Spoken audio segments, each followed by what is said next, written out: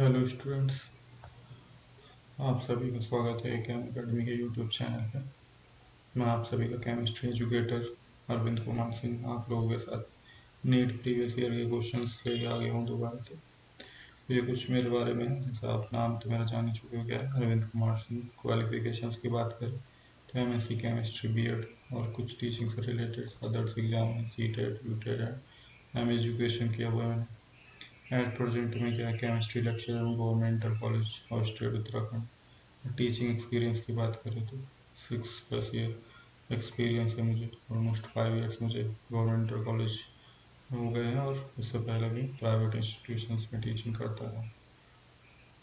तो आइए अब अपने कंटेंट की ओर चलते हैं, जहाँ पर हम पॉलीमर चैप्टर के नीट प्रीवियस ईयर के क्वेश्चन कर रहे थे, ठीक है ना। मैक्सिमम क्वेश्चन हमने कर लिए थे, जो क्वेश्चन बाकी रह गए उनको भी अभी कंप्लीट कर लेते हैं, ठीक है। आइए तो मूव करते हैं कंटेंट की तरफ। तो जैसे कि आप देख पा रहे हो यहाँ पर क्वेश्चन में कि पहला क्वेश्चन आपका है यहाँ पर आज का question number 22। The monomer of the polymer,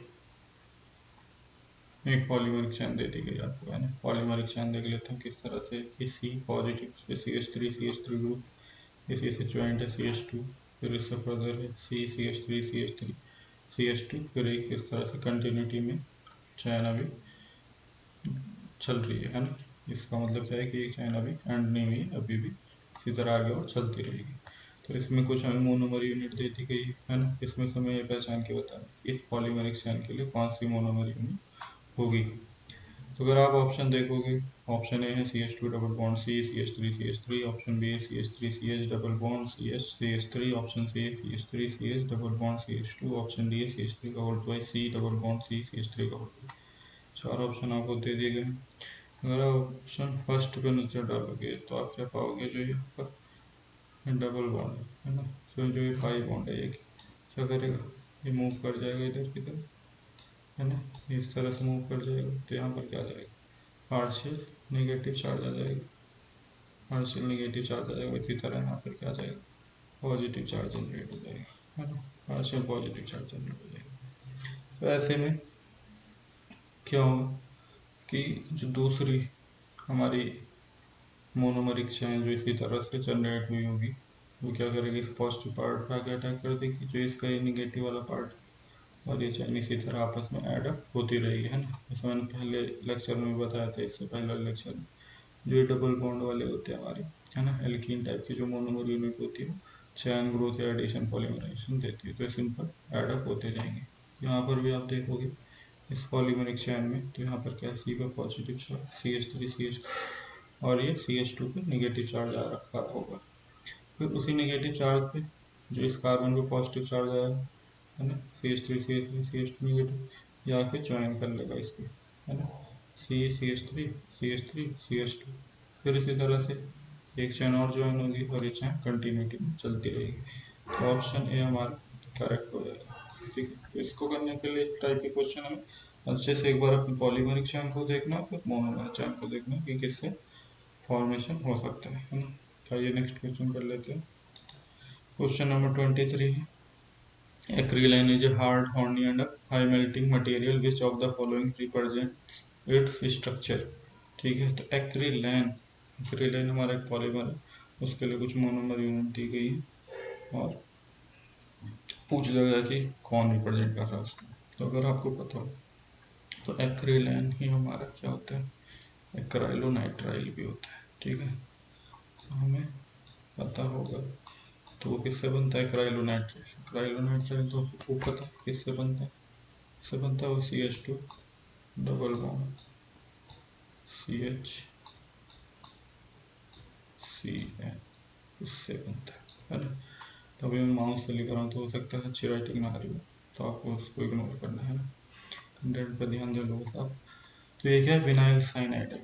क्या है, विनाइल साइनाइड। तो इस विनाइल साइनाइड का जो पॉलीमराइजेशन करते हैं, तो इसी को हम क्या नाम दे देते हैं, एक्राइल नाइट्राइल या एक्रिलेन भी बोलते हैं इसे। इसी को हम पैन भी बोलते हैं, पॉलीक्राइलोनाइट्राइल, है ना।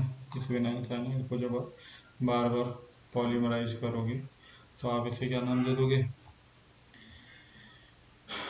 पॉलीएक्राइलो नाइट्राइल बोल सकते हो, या इसी को हम ऑरलॉन के नाम से भी जानते हैं, ऑरलॉन। ठीक है, इतने सारे नाम है, किसी से भी क्वेश्चन आ जाता है, सब याद रख लेना। ठीक है, और एक्चुअली क्या होता है, जो ये वाला ग्रुप है CH2 double bond CH CO H। ठीक है, ये वाला जो कंपाउंड रहता है हमारा CH2 double bond CH COH, इसको हम एक्राइलिक एसिड कहते हैं। तो यहीं से ये सारे नाम आपके। ठीक है, क्या आपने इसको यहाँ से हटा दिया, इस फंक्शन ग्रुप को, यहाँ पे CN लगा दिया तो एक्राइल नाइट्राइल बन गया। और कुछ लगा दोगे तो मान लो एस्टर ग्रुप लगा दोगे तो एस्टर का बन जाएगा कुछ, है ना। तो फिलहाल इस क्वेश्चन को हम देख लेते। तो ऑप्शन बी हमारा देखिए, इसी में है CN ग्रुप हमारा, और तो कहीं है ही नहीं, CH2CH CN, है ना। ये इसके पॉलीमराइजेशन, फिनाइल साइनाइड पॉलीमराइजेशन से हमारा फॉर्म हो गया। ऑप्शन बी करेक्ट हो गया है। अब क्वेश्चन 24 देख लेते हैं। Which one of the following monomer gives the polymer nuclein on polymerisation. Polymer nuclein किस मोनोमर से पॉलीमराइज होने पर फॉर्म होता है। तो अगर आपको न्यूक्लिन के बारे में पता होगी क्या होती है, सिंथेटिक रबर, और इसका जो मोनोमर यूनिट होता है वो क्या होता है, 2 क्लोरो 1,3 ब्यूटाडाइन, 2 क्लोरो 1,3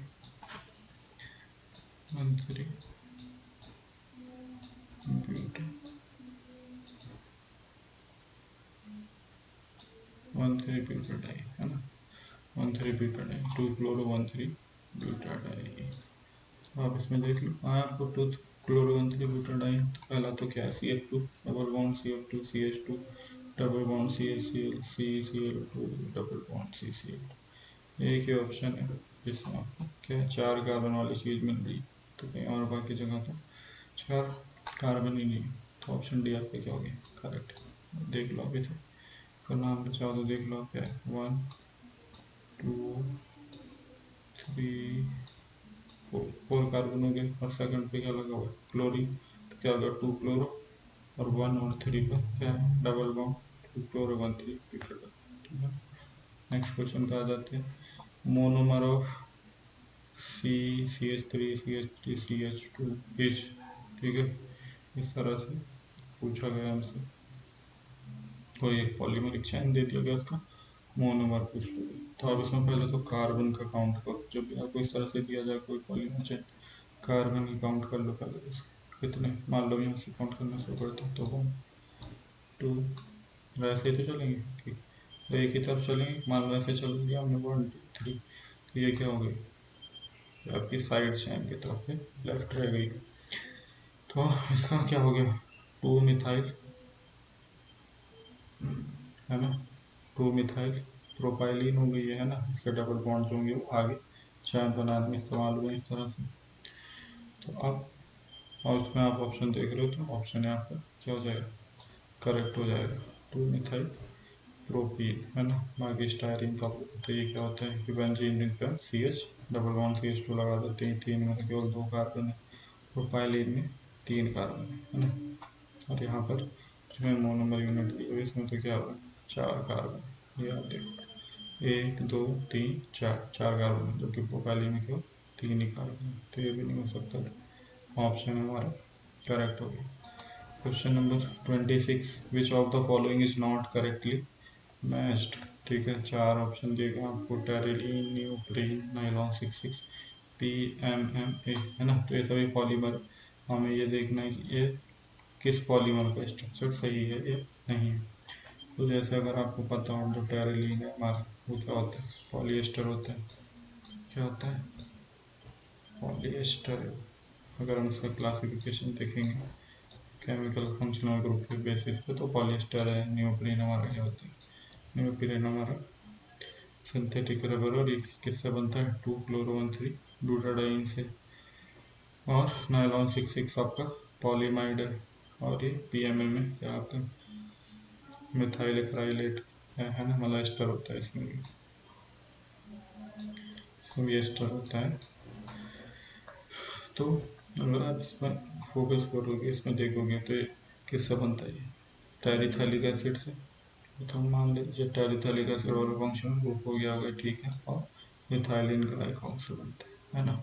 और फॉर्म क्या होता है? एस्टर फॉर्म होता है, एस्टर फंक्शनल ग्रुप वहाँ देखने को मिलेगा। अब यहाँ पर आप देखो इसका फॉर्मूला तो क्या दे रखा है आपको, जो इस तरह से और CH2 ओ और इधर कुछ नहीं है ना, एक ऑक्सीजन उन्होंने एक तरह से गायब कर दिया, सच्चाई तो ये। तो इस वजह से क्या हुआ, ये एस्टर फॉर्मिंग का है, क्योंकि एस्टर पे क्या होता है, C डबल बॉन्ड OR, यही तो होता है, ये हमारा क्या होता है, एस्टर होता है ना। तो इस में आप देख रहे हो एस्टर फॉर्म नहीं हो पाया, तो यही हमारा क्या नहीं हो जाएगा, नॉट करेक्टली मैच्ड हो जाएगा, तो ऑप्शन हमारा करेक्ट हो गया। नेक्स्ट क्वेश्चन पे आ जाते हैं। Question number 27, CF2 double bond CF2 is a unit of, जो तो आपको अच्छे से जानते हो, ये क्या टेट्राफ्लोरोइथाइलिन है ना। इसी को जब पॉलीमराइजेशन करते हैं तो क्या बन जाता है, टेफ्लॉन बन जाता है। ऑप्शन यहाँ पे करेक्ट हो गया। अब नेक्स्ट क्वेश्चन पे आ जाते हैं।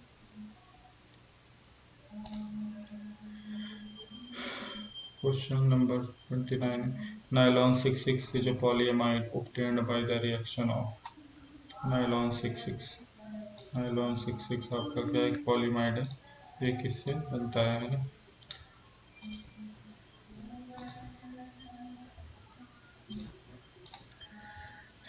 तो देखिए आप, जो इसका मोनोमर यूनिट होते हैं नाइलॉन 66 के, क्या होते हैं, hexamethylene diamine, hexamethylene diamine CH2 6, हाँ इसमें क्या लगे होते हैं, NH2 ग्रुप लगे होते हैं, NH2 ये क्या हो गया, हेक्सामिथाइलिन डायमीन, और साथ में क्या होता है, एडिपिक एसिड, जिसका फॉर्मूला इस तरह से होता है हमारा CH2 4 और COOH, और ऐसे यहाँ पर भी COH फंक्शनल ग्रुप है। टोटल 6 कार्बन इसमें होते हैं और 6 कार्बन इसमें होते हैं, वहीं से इसका नाम भी आता है नाइलॉन 66 है ना। और केमिकल ये गया पॉलीमाइड। तो आप देख लो इसमें कहाँ पर ये मोनोमर यूनिट मिलते हैं। तो ऑप्शन ए में देखो आप क्या मिल रहा है, एडिपिक एसिड तो मिल रही है, पर जो ऑप्शन बी है यहाँ पर क्या डायमंड ग्रुप दिख रहा है, पर ये क्या बीच में C6H4 मतलब बेंजीन रिंग में इसके दो हाइड्रोजन रिप्लेस करके हम दो एमीन ग्रुप आ जाते हैं, तो ये क्या है, पैरा डायमिनो बेंजीन। तो ये नहीं, करेक्ट ऑप्शन नहीं हो पाएगा ये, क्योंकि एक मैच कर रही है, एक मोनोमर यूनिट एक नहीं कर रही है। ऑप्शन बी है आपका COH होल 4 COH मतलब एडिपिक एसिड सही है। फिर ऑप्शन बी आपका NH2 CH2 का 6 NH2, ये आपका हेक्सामिथाइलिन डायमीन। तो ये दोनों ही मोनोमर यूनिट इसमें अवेलेबल है, जिससे पॉलीमाइड फॉर्मेशन हो सकते हैं। तो ये हमारा क्या हो जाएगा, करेक्ट आंसर हो जाएगा। नेक्स्ट क्वेश्चन नंबर 30 है, bakelite is prepared by the reaction between. तो बेकेलाइट की मोनोमर यूनिट पूछ ली गई एक तरह से है ना। तो बेकेलाइट आपको पता है किसका बनता है, फिनोलो फॉर्मेल्डिहाइड से, तो आपका ऑप्शन सी इसमें करेक्ट हो जाएगा। नेक्स्ट पर आते हैं question number 31, an example of biopolymerase. ठीक है, बायोपॉलीमर का एग्जाम्पल पूछ लेगा, चार ऑप्शन दिए हुए आपको। ऑप्शन है आपका टेफ्लॉन, नियोप्रीन, फिर सी नाइलॉन 66, डी DNA। तो आपको पता है पॉलीमर तो ये सभी हैं, टेफ्लॉन भी पॉलीमर है, नियोप्रीन भी, नाइलॉन 66 भी, पर ये क्या है, सिंथेटिक पॉलीमर है ना। टेफ्लॉन आपको पता ही है सिंथेटिक पॉलीमर है, और नियोप्रीन तो आपको जहाँ पता ही है किसके नाम से जानते हैं, इसे सिंथेटिक रबर। तो ये तो सिंथेटिक पॉलीमर हो गया अपने आप ही। नाइलॉन 66 भी आपका एक फाइबर है, सिंथेटिक फाइबर, इवन ये फर्स्ट डिस्कवर्ड सिंथेटिक फाइबर है ना, अगर आप लोगों को पता नहीं हो। तो ये क्या है, फर्स्ट डिस्कवर्ड सिंथेटिक फाइबर होता है। अब हमें यहाँ पूछा गया बायोपॉलीमर। बायोपॉलीमर का मतलब समझ लो ना, लिविंग बॉडी में जो पाया जा रहा है, चाहे वो एनिमल्स हो या प्लांट्स। तो जो DNA है हमारा, वो क्या है, हम हमारी बॉडी में पाया जाता है ना। और इसको अगर हम केमिकली देखें तो ये होता है पॉलीन्यूक्लियोटाइड। ये क्या होता है, पॉलीन्यूक्लियोटाइड, पॉलीन्यूक्लियोटाइड है ये, ठीक है। पॉलीन्यूक्लियोटाइड मतलब न्यूक्लियोटाइड यहाँ पर मोनोमर यूनिट के तौर पर काम करती है, और उसको बार बार एडअप होने पर, पॉलीमराइज होने पर हमें डीएनए मिल जाता है। तो ऑप्शन डी हमारा यहाँ पर बायोपॉलीमर की तरह कौन एक्ट करते हैं, डीएनए, ठीक, ये करेक्ट हो जाएगा। नेक्स्ट क्वेश्चन पे आ जाते हैं, question number 32। The polymer that is used as a substitute for wool in making commercial fibres is, ठीक है। चार ऑप्शन दिए गए, buna N, melamine, nylon 66, polyacrylonitrile, ठीक है। तो ब्यूना एन आपका क्या है, ये तो क्या है, थोड़ा हार्ड पॉलीमर है ये, है ना। इससे हम क्या है, कुछ उस तरह की चीज़ें बना सकते हैं, जैसे रोप्स वगैरह होती है। मेलामाइन के आपने बर्तन देखे होंगे, है ना, जो कि कांच जैसे, ग्लास जैसे अपीयरेंस में होते हैं, ये अलग चीज़ हो गई। नायलॉन 66 एक फाइबर है आपका, और पॉलीक्राइलोनाइट्राइल, इसी को इन शॉर्ट हम क्या बोलते हैं, पैन भी बोलते हैं। इसी को हम किस नाम से जानते हैं, ऑरोलॉन के नाम से भी जानते हैं, ठीक है। और यही क्या होता है, हमारा सिंथेटिक वूल होता है, सिंथेटिक वूल, है ना। तो ये ऑप्शन डी हमारा करेक्ट हो जाएगा। Question number 33। Which one of the following is use to make non stick cookware, non stick cookware बनाने का कौन काम होता है, सबको पता है किस कौन आता है नॉन स्टिक कुकवेयर बनाने का काम, टेफ्लॉन, है ना। टेफ्लॉन देख लीजिए, इसमें ऑप्शन क्या दिया हुआ है, पॉलीस्टाइरीन, पॉलीइथाइलीन, टेरिथैलेट, पॉलीटेट्राफ्लोरोइथाइलीन, पॉलीविनाइल क्लोराइड, ठीक है। तो डायरेक्ट टेफ्लॉन ना देके मैंने हमें क्या दे दिया है, पॉलीटेट्राफ्लोरोइथाइलीन दे दिया। देखो क्या होता है, टेफ्लॉन की मोनोमर यूनिट आपको बताइए क्या होती है, CF2 डबल बॉन्ड CF2, ठीक है। CF2 डबल बॉन्ड CF2, ये क्या है, टेट्राफ्लोरोइथीन। मैंने पहले भी बताया था आप लोगों को, जिनमें भी एल्कीन टाइप के होंगे, ये क्या सिंपल चैन ग्रोथ या एडिशन पॉलीमर फॉर्म करते हैं, मतलब बार बार ऐड होते जाएंगे, ठीक है। तो टेट्राफ्लोरोइथीन बार बार ऐड होती जाएगी, इसी को फिर हम क्या बोल सकते हैं, पॉली, है ना। कई सारी टेट्राफ्लोरोइथीन ऐड हो गई, तो पॉली टेट्राफ्लोरोइथीन या इथाइलीन, और इसी को कॉमनली टेफ्लॉन के नाम से भी जानते हैं। तो ऑप्शन सी आपका करेक्ट हो जाएगा, है ना।